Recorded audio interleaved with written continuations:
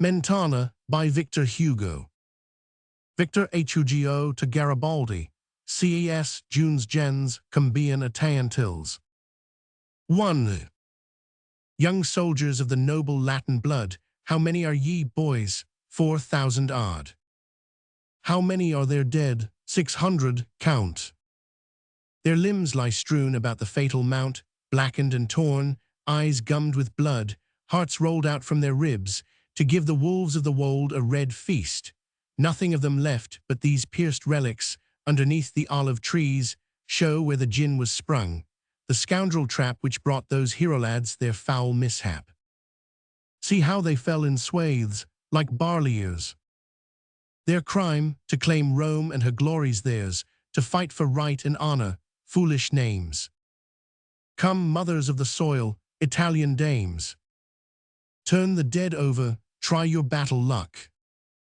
Bearded or smooth, to her that gave him suck the man is always child. Stay, here's a brow split by the Zouave's bullets.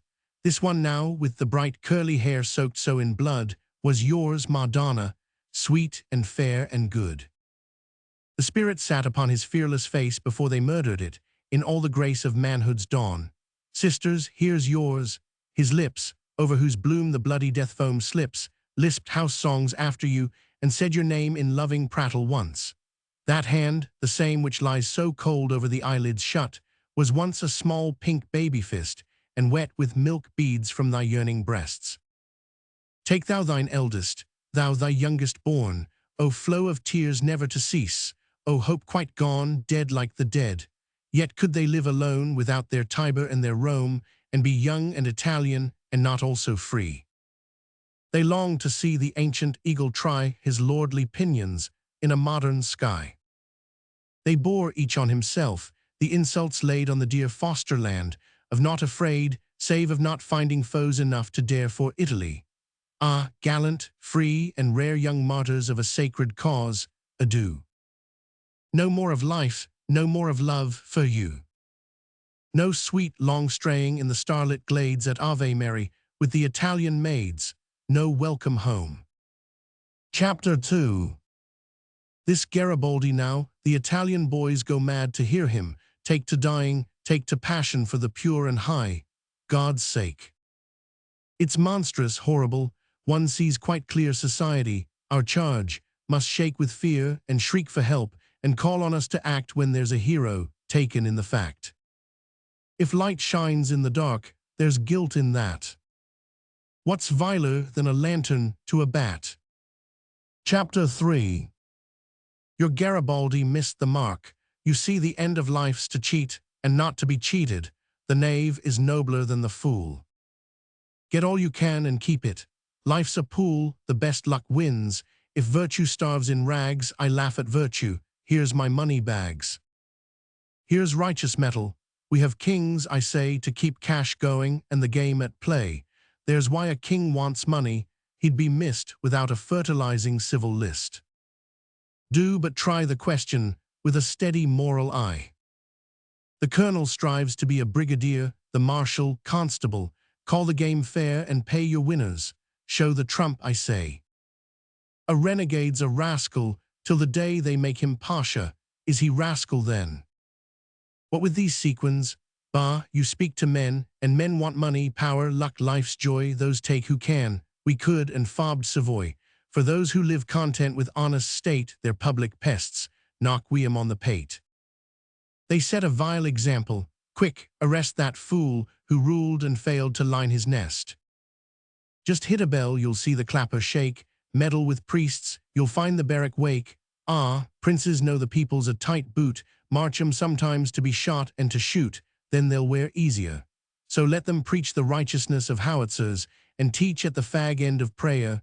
Now slit their throats. My holy Zouaves, my good yellow coats. We like to see the Holy Father send powder and steel and lead without an end to feed death fat and broken battles mend. So they. Chapter 4. But thou, our hero, baffled, foiled, the glorious chief who vainly bled and toiled. The trust of all the peoples, freedom's knight. The paladin unstained, the sword of right. What wilt thou do, whose land finds thee but jails? The banished claim the banished, deign to cheer the refuge of the homeless, enter here, and light upon our households dark will fall even as thou enterest. O brother, all, each one of us, hurt with thy sorrow's proof, will make a country for thee of his roof. Come, sit with those who live as exiles learn. Come, thou whom kings could conquer but not yet turn. We'll talk of Palermo, the thousand true, we'll tell the tears of blood of France to you. Then by his own great sea we'll read, together, old Homer in the quiet summer weather. And after, thou shalt go to thy desire, while that faint star of justice grows to fire. 5. O Italy, hail your deliverer, O nations, almost he gave Rome to her. Strong arm and prophet heart had all but come to win the city, and to make it Rome. Calm of the antique grandeur, ripe to be named with the noblest of her history. He would have Romanized your Rome, controlled her glory, lordships, gods in a new mold. Her spirit's fervor would have melted in the 100 cities with her, made a twin Vesuvius and the capital, and blended strong Juvenals with the soul, tender and splendid, of Dante, smelted old with new alloy, stormed at the Titan's road full of bold joy, whereby men storm Olympus. Italy, weep. This man could have made one Rome of thee. Chapter 6. But the crimes wrought, who wrought it? Honest man, priest pews, no, each does but what he can. Yonder's the criminal, the warlike wight who hides behind the ranks of France to fight, Greek Sinon's blood crossed thick with Judas Jews, the traitor who with smile which true men woos, lip-mouthing pledges, hand grasping the knife, waylaid French liberty and took her life. Kings, he is of you, fit companion, one whom day by day the lightning looks upon keen, while the sentenced man triples his guard and trembles, for his hour approaches hard. Ye ask me when, I say soon, hear ye not yon muttering in the skies above the spot? Mark ye no coming shadow, kings, the shroud of a great storm driving the thundercloud? Hark, like the thief-catcher who pulls the pin, God's thunder asks to speak to one within. Chapter 7. And meanwhile this death odor, this corpse scent which makes the priestly incense redolent of rotting men, and the Te Deum's stink, reeks through the forests, past the river's brink, o'er wood and plain and mountain, till it fouls fair Paris in her pleasures. Then it prowls, a deadly stench, to Crete, to Mexico, to Poland, wheresoe'er kings' armies go, and earth one upistry of bitter sadness, opening vast blossoms of a bloody madness. Throats cut by thousands, slain men by the ton. Earth quite corpse-cumbered, though the half not done. They lie stretched out, where the blood puddles soak, their black lips gaping with the last cry spoke. Stretched, nay, sown broadcast, yes, the word is sown. The fallow's liberty, the harsh wind blown over the furrows fate, and these stark dead are grain sublime, from death's cold fingers shed to make the abyss conceive, the future bear more noble heroes. Swell, O corpses dear. Wrought quick to the green blade of freedom, death's. Do thy kind will with them.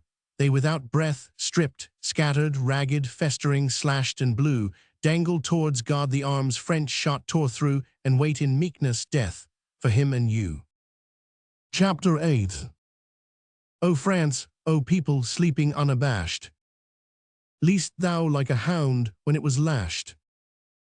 Thou least, thine own blood fouling both thy hands, and on thy limbs the rust of iron bands, and round thy wrists the cut where cords went deep. Say did they numb thy soul, that thou didst sleep? Alas, sad France is grown a cave for sleeping, which a worse night than midnight holds in keeping. Thou sleepest sottish, lost to life and fame, while the stars stare on thee, and pale for shame. Stir, rouse thee, sit, if thou know'st not to rise, sit up, thou tortured sluggard, ope thine eyes. Stretch thy brawn, giant, sleep is foul and vile. Art fagged, art deaf, art dumb, art blind this while. They lie who say so, thou dost know and feel the things they do to thee and thine, the heel that scratched thy neck in passing, whose, canst say. Yes, yes, 'twas his, and this is his fair day. O thou that wert of humankind, couched so, a beast of burden on this dunghill, O bray to them, mule, O bullock, bellow then. Since they have made thee blind, grope in thy den. Do something, outcast one, that was so grand.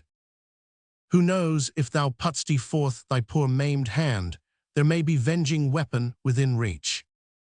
Feel with both hands, with both huge arms go stretch along the black wall of thy cellar. Nay, there may be some odd thing hidden away.